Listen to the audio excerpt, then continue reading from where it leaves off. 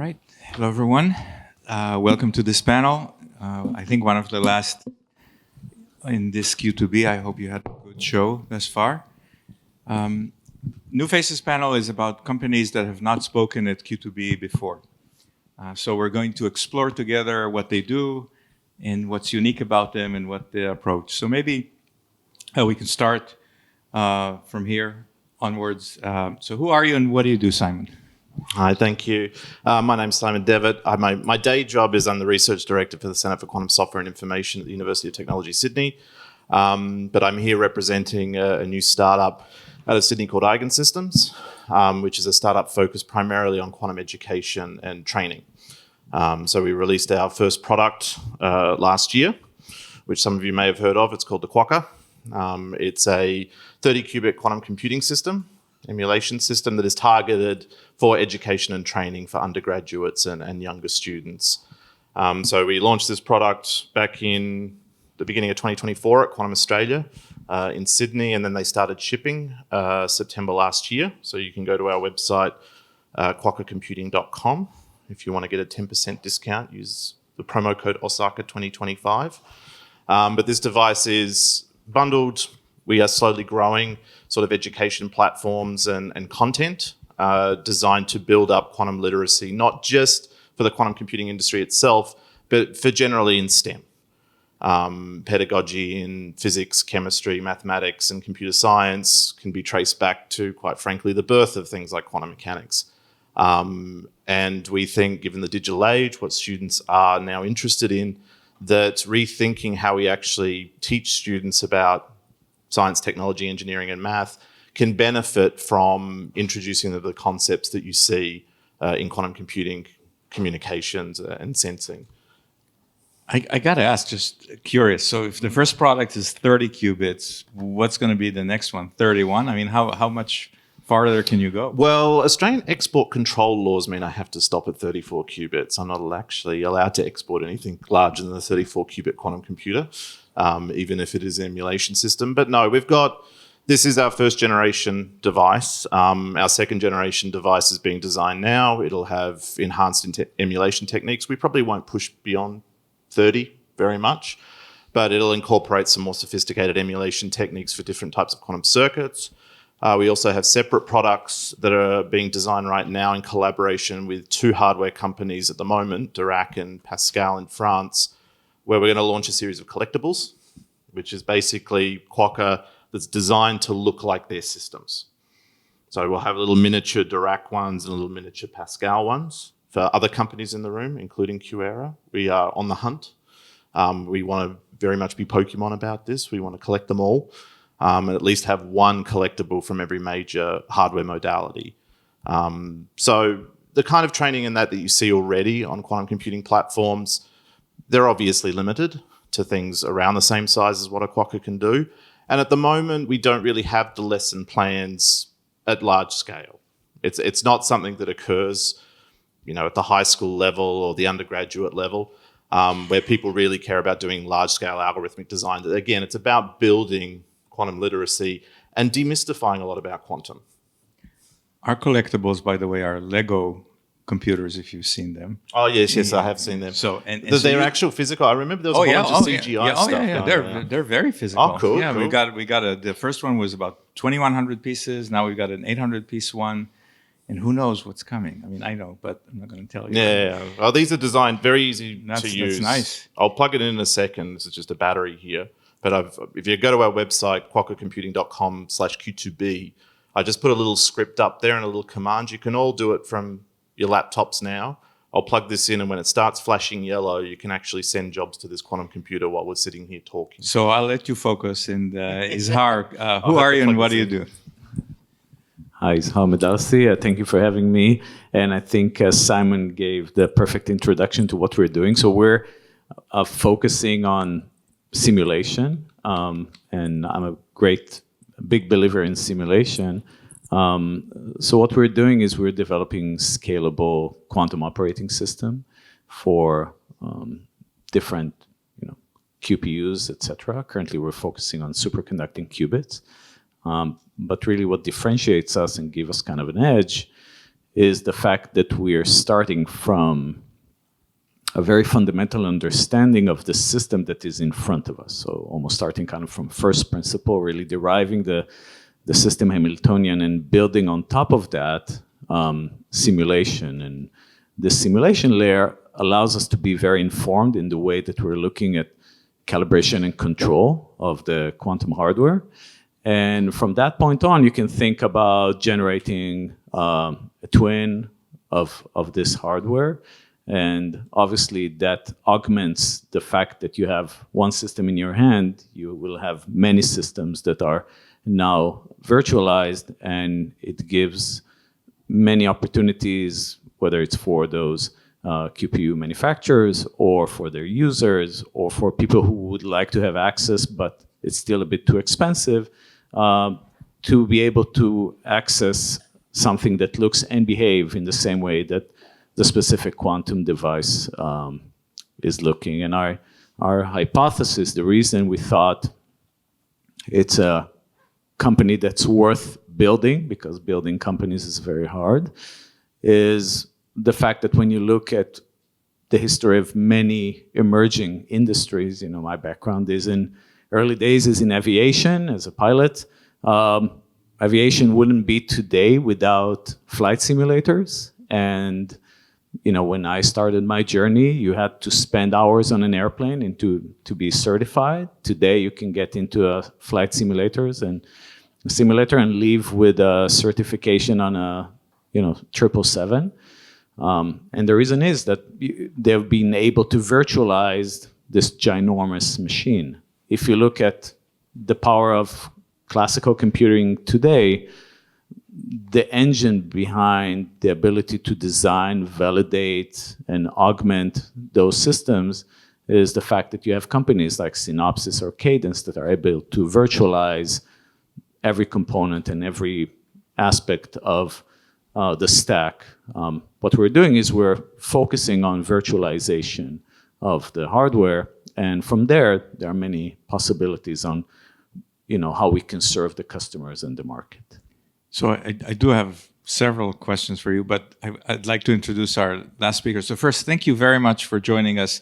We had a speaker drop out last minute. I hope he's feeling well, but thank you very much. And could you please introduce yourself and your company? Okay, thank you very much for this opportunity. My name is Howard Jung. I'm the sales director of Norma Inc.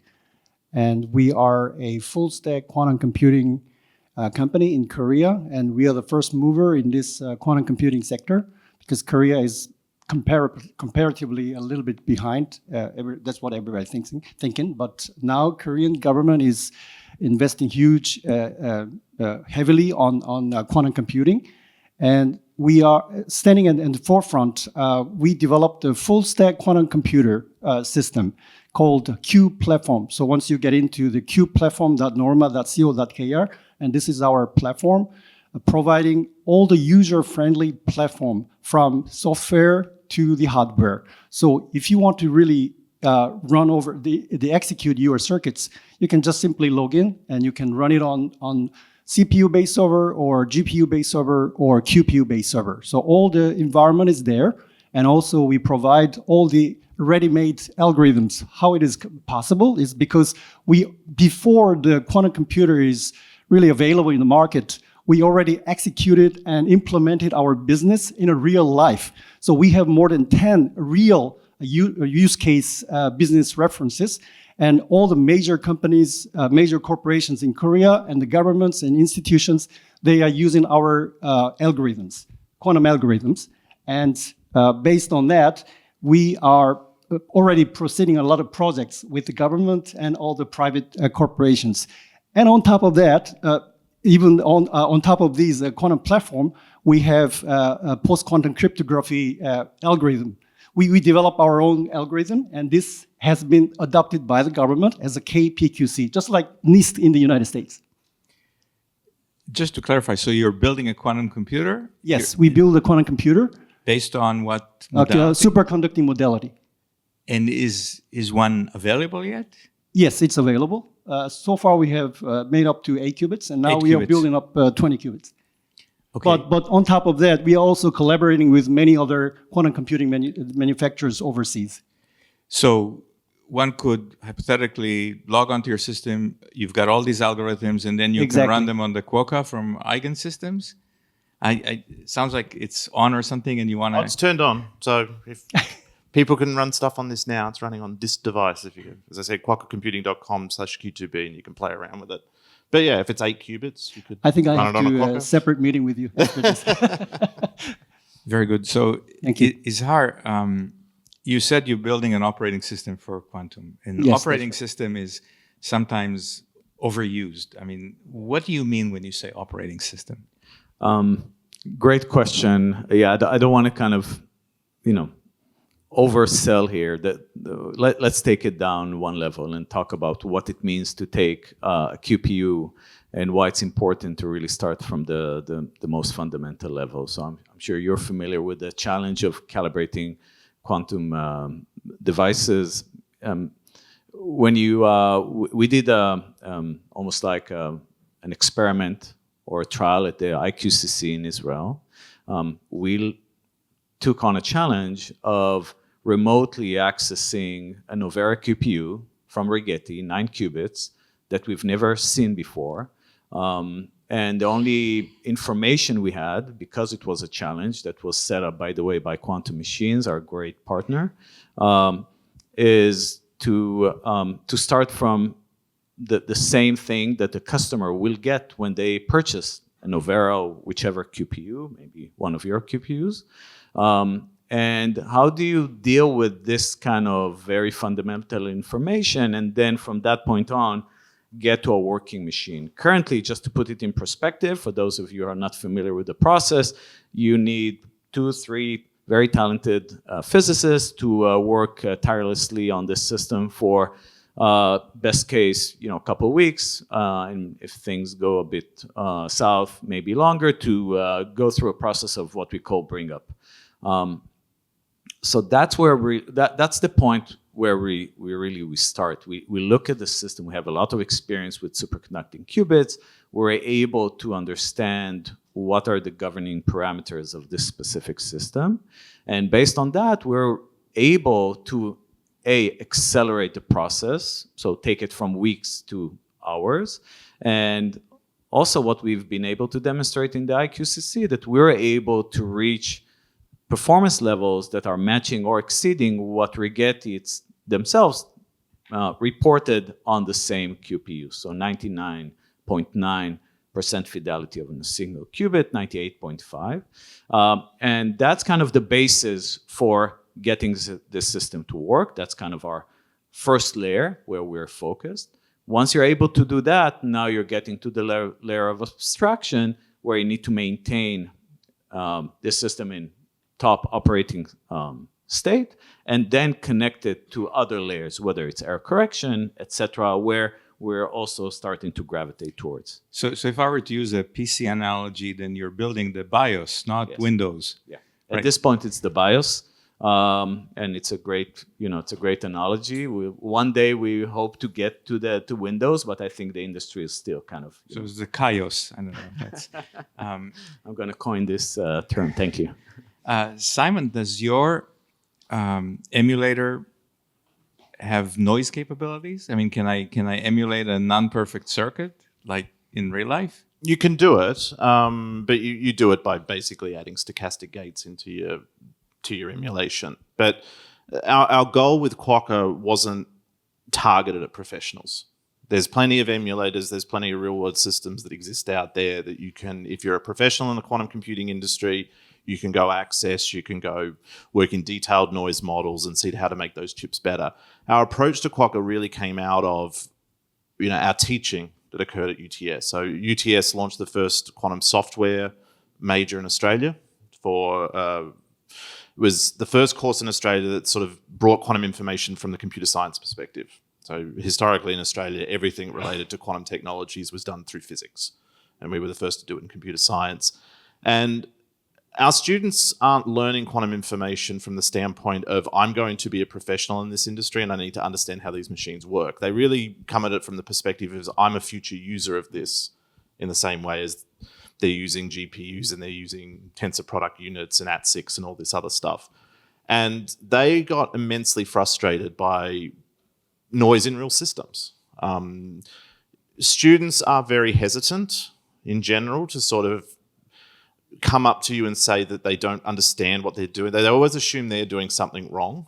And a lot of the times with whether it was real systems or even online emulators that had noise built in, we found that students would bang their head up and down the table for hours, sometimes days, before coming to us and saying, look, something's not working. What am I doing wrong? And it's like, it's not your fault. The QPU is just generating the wrong answers. There's noise in it. But for education, on a Mac or a PC, you could run, you probably couldn't simulate 30 qubits, but you could simulate a dozen or 15. Isn't that enough for education? Why do you need 30? Well, it's not the qubit number per se, but it is the device. So there is a tangible difference in engagement when students have something physical. Look, I mean, yes, you can emulate a 30-qubit quantum computer on a laptop. You could probably do 15 or 20 in a browser. But at the end of the day, the students look at that as being just another web portal to another thing that you promise something cool's on the back end. They don't conceptualize or really internalize quantum computing as a thing. They see, okay, I'm going to log on to the IBM platform or something, and it's, oh, we promise there's a quantum computer in the background, and isn't that cool? As silly as it sounds, having a little device like this with a couple of flashing lights where the programs are being run on the device makes a huge difference in how students engage with it. They feel a certain level of personal ownership, even if it is a quokka that's sitting in a classroom. We ran multiple pilot studies before we started selling the device.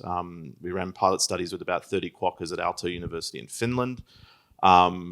Several institutions here in Japan have about 24 quokkas, Keio University, Okinawa Institute of Science and Technology. And one of the most successful ones we had was with a college in New Zealand called UB. UB is sort of like a private vocational college in Auckland, Christchurch and Wellington. They're not university. They're very much sitting alongside trades and other things like, creative design and how do I do graphic design and that kind of vocational stuff. And they launched a quantum software program that we helped them design using quokka in late 2023. So they've been running it for about a year. They're into their second year now. They're now generating 150 students a year through this course. And again, it was all about deploying the quokkas in the classroom, lending them to students. So the college in this case will allow the students to sort of borrow them.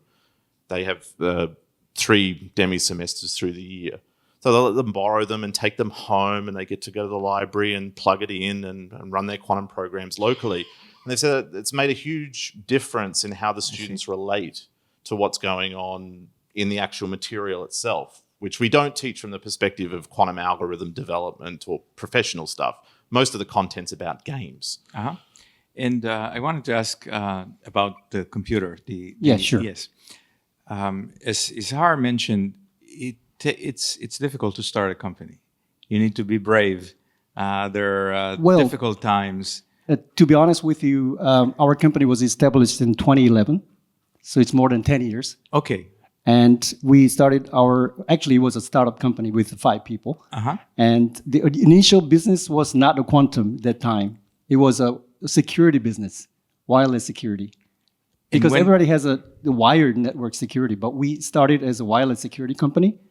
And then we shifted to the IoT security. And then year 2020, we came up with a post-quantum cryptography business. And then that's why the CEO has decided to move on to building a quantum computer on a full-fledged scale. So that's how we come up with this quantum computing business field. But in 2020, there were quantum computers already. Oh, not many. Not many, but there were superconducting quantum computers. There are some, yeah. But it was very primitive at that time. So we were focusing post-quantum cryptography against quantum key distribution system. So everybody was when we start promoting this PQC business, everybody was asking, what is quantum? People are not aware of how the quantum works. So CEO has decided to run into this quantum computing business with a full stack platform for the user friendly. So as you mentioned, it's kind of, this platform is kind of like an operating system. So once you get in, you have everything. It's very similar to the quantum lab, which IBM used to provide, but they stopped the service. But we developed further. It's very similar to IBM Quantum Lab, but it's more than Quantum Lab because it's everything in there. From simulator to the real QPU server connection, and all the user convenience, including the Jupyter development environment. A lot of companies, a lot of quantum companies present themselves as full-stack quantum companies. QuEra, by the way, presents itself, at least these days, as your quantum innovation partner, which is to say you have certain quantum goals, whether you're an enterprise, an HPC center, or a government, and we can help you innovate through providing quantum systems and application code design and joint development. But what I wanted to ask you is, Izhar, if all these companies are full stack, you offer, if I understand correctly, sort of one layer of the stack. Is that a difficult sell? Do people want to sort of do it themselves? I think, this is my second venture. So I went through a few kind of industries in my career, and I think it's very natural for emerging technologies, especially for young companies, to want to control their technology internally for the longest time as much as they can, because it allows you to control the narrative, B, to be in control of your own destiny, and maybe there are other reasons. But our hypothesis is that it will ultimately be the same play that we've seen in classical devices, meaning you had very big companies that started the journey, and very quickly you started to have system integrators and players that came and took portions of the stack and did it much better than those who did the full stack, because the burden of maintaining a full stack company is extremely high. Just to put it in perspective, we look at the giants, right? They spent billions of dollars, and we can count the number of qubits that are functional in the hundreds, best case. You have other companies that raised, other kind of dollar amounts, and you need to ask yourself, will they be able to maintain the full stack approach? And our thesis is that there will be a time where the need for software will be so high that they will almost be forced to adopt a third party. And the reason being is that building the hardware is so hard and so expensive. Controlling the hardware, virtualizing it, making it accessible to the end users where ultimately the revenue is going to be coming from, that the pressure on the financial pressure on the hardware side will overwhelm the ability to maintain the kind of capabilities that we're developing in-house. One of the things that I would like to stress out is you asked about noise. And yeah, quantum systems by design or by nature are noisy. They're going to always stay noisy. That's kind of why we like quantum, because it's an analog system. And the ability to virtualize or use open quantum system, that's our core capability. The ability to simulate open quantum system, meaning a system that is exposed from the math perspective to the environment, to the noise, gives us a way not only to talk about how to control the stack going down, but also how to inform people who are looking at things from above, and empower the users that are waiting for the hardware to do what they need to do before the hardware is maturing. We heard that Norma has many customers. Yes. And that Eigensystems has even more customers. Can you tell us, can you share a customer or a customer story, Izhar? So, I've alluded to Rigetti through this challenge that we've done. We just came out of stealth, so we were literally a few weeks after our our funding round. So I can tell you that there is a huge amount of traction, and we're working with very big customers on delivering those capabilities. Simulation is in the core of what we're doing. When you have companies who are able to sell or willing to sell QPUs, they will ultimately need a layer. When you have scientists or research groups that are developing their own QPUs, they will always ultimately would like to have a control and layer to virtualize it. So that's one piece. The other piece is, like I said, we have customers who are coming to us and saying, we're working on this error correction approach. We don't want to be bound by the current architecture of what the hardware manufacturers are forcing us to use. Can you help us think about the architecture that will work best for our error correction? In other words, the way we put it is, when you're using error correction for on real hardware, you're effectively working on the past, because you're working on a system that was designed or conceptualized 3 years ago, designed for about a year and a half, fabricated, tested, and then cooled down. You're working on the past. If you're able to virtualize and give tools to people who are doing error correction with the freedom of designing their node structure, their basic configuration, you're working on the future, and you're allowing them to dictate to the hardware manufacturers what is the best architecture to get to utility. I do want to take questions from the audience, so please start thinking about a question. And while I ask a question across the line here, someone told me that physicists don't ask, how are you? They ask what's new. They care about the derivative. So what's new? What have you learned about the quantum industry in the past, say, 6 to 12 months that you didn't know prior to that? And then go down the line with the same question, if I can. I'm going to go last because I don't want to say something impolite. Okay, so why don't we start from the other side? What have you learned? You've been doing this since 2020 and quantum. What have you learned about the industry? What's new that you didn't know a year ago? You mean the quantum industry, Yes. how it develops and where we stand? Okay. Well, basically, in the very beginning, everybody were not quite aware. I mean, even when I meet the older people I know, is it quantum really working? Is it real? And then I say, yes, it's coming. I mean, everybody's thinking that the quantum era will come in maybe 10 years and 20 years. But now by all the efforts that we are making these days, it is becoming more mature, and it is being realized by feeling. I mean, people are thinking that, okay, the quantum is really there. And maybe because of the stock price, it's coming up very sharply in the last year.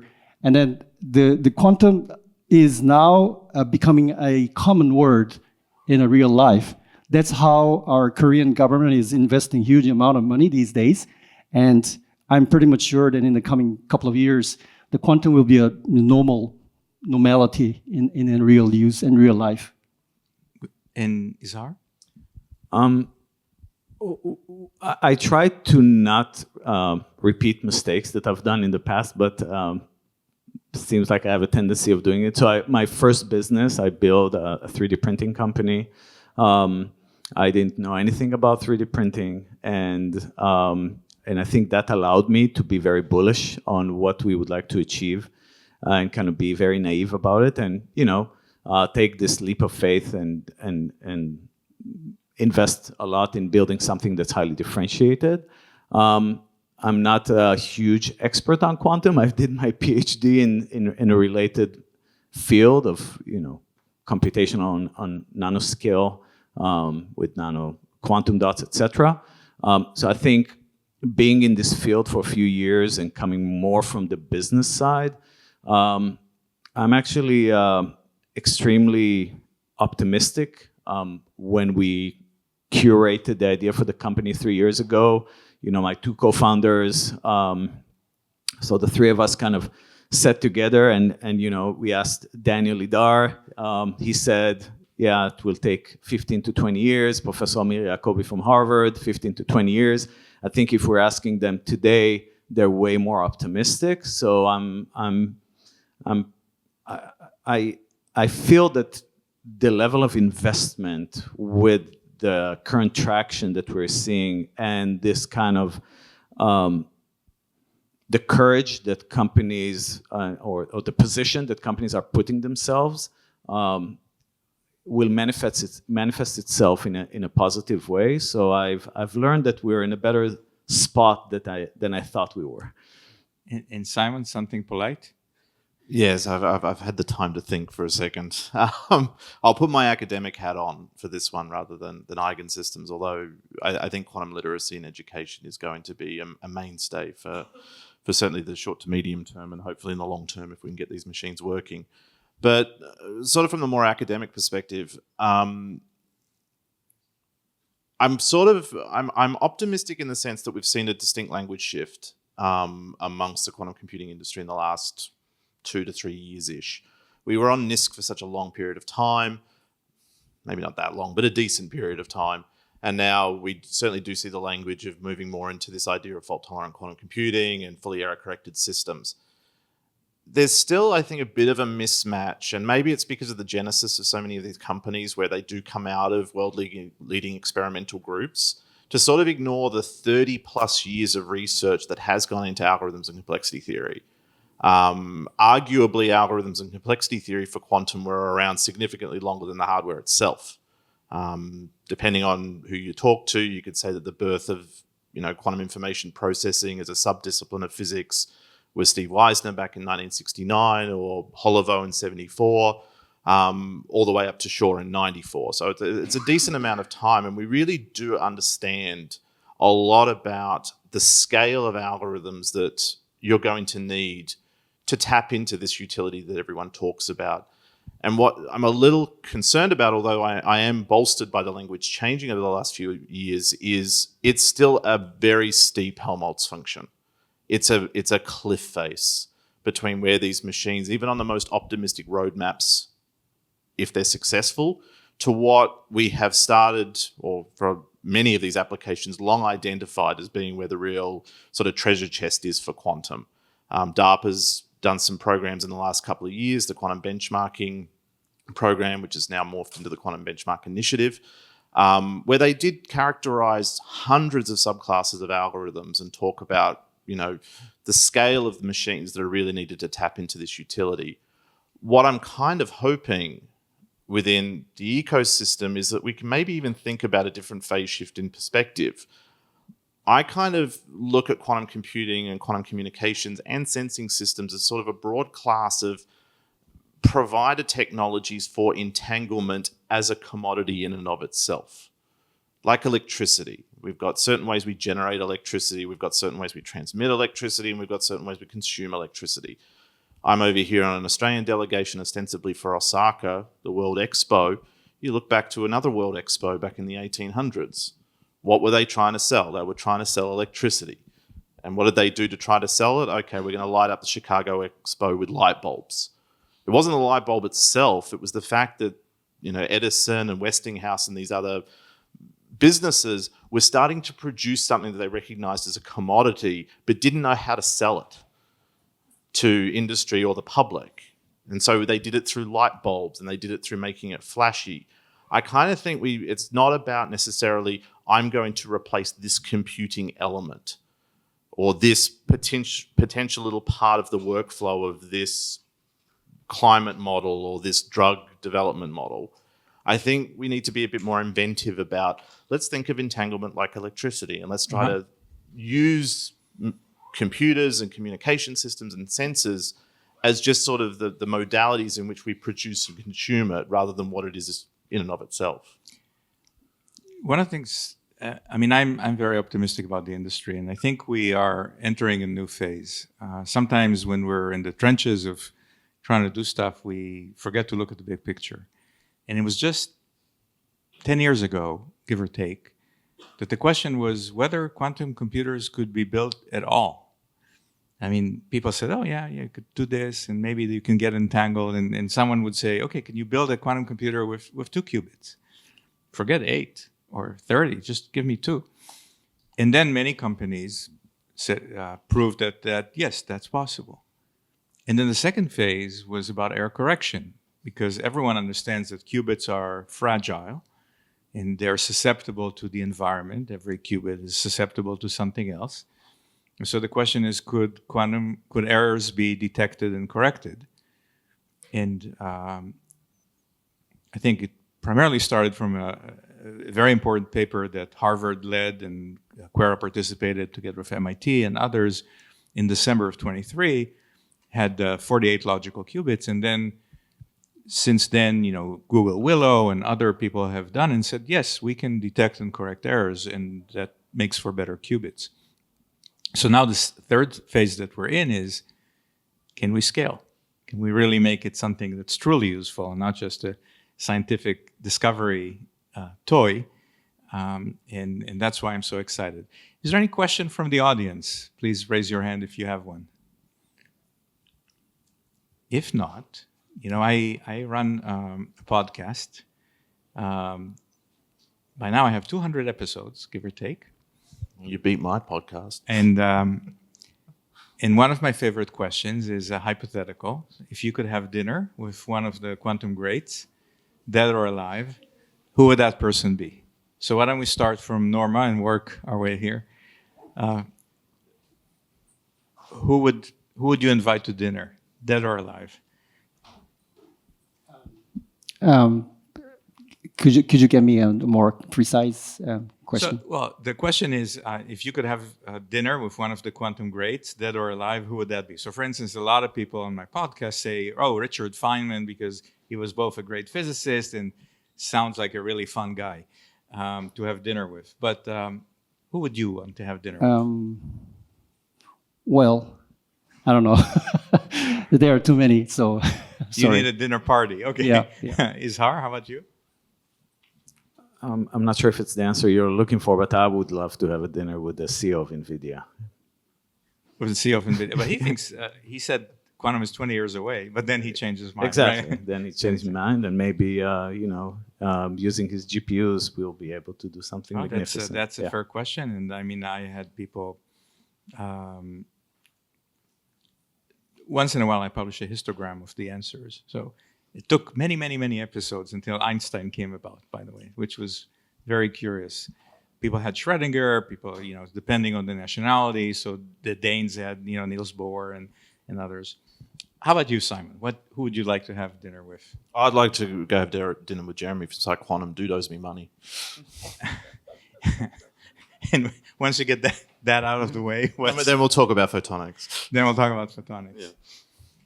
Is there money left in Australia for quantum now that with the PsiQuantum investment? Oh yeah, we've just had not a change in government. We just had an election 2 weeks ago, so the government's changed, the ministers changed. But yes, there's still money. The PsiQuantum deal is certainly the biggest investment that Australia's ever made, certainly into a single company. But they also invested heavily into silicon quantum computing and Michelle Simmons. Dirac's up and running. Quantum Brilliance is up and running. A lot of the programs that we've got now is about sort of fostering the domestic ecosystem, or at least trying to expand it better, simply because we had our National Science Agency under the National Strategy sort of do these estimates about what Australia needs to do to capture its share of the market. And at the moment, it's talent. It's talent. So last question in 10 seconds each. Next year at Q2B Tokyo, what would you like to announce? What would you like to be able to announce? Well, for the next Q2B Tokyo next year, we will probably really show the more attractive solution that nobody can think of. So it could be a more higher qubits quantum computer that connected to our platform. Okay. Calibrating hundreds of qubits within minutes. Okay. I think hopefully by next year we'll have our collectibles ready for people to buy, and hopefully our content platform up and running. Wonderful. So thank you very much to all three of you, and thanks for our audience that stayed here at this hour. And see you at Q2B Tokyo next year. Thank you. Thank you, Yuval. Thank you.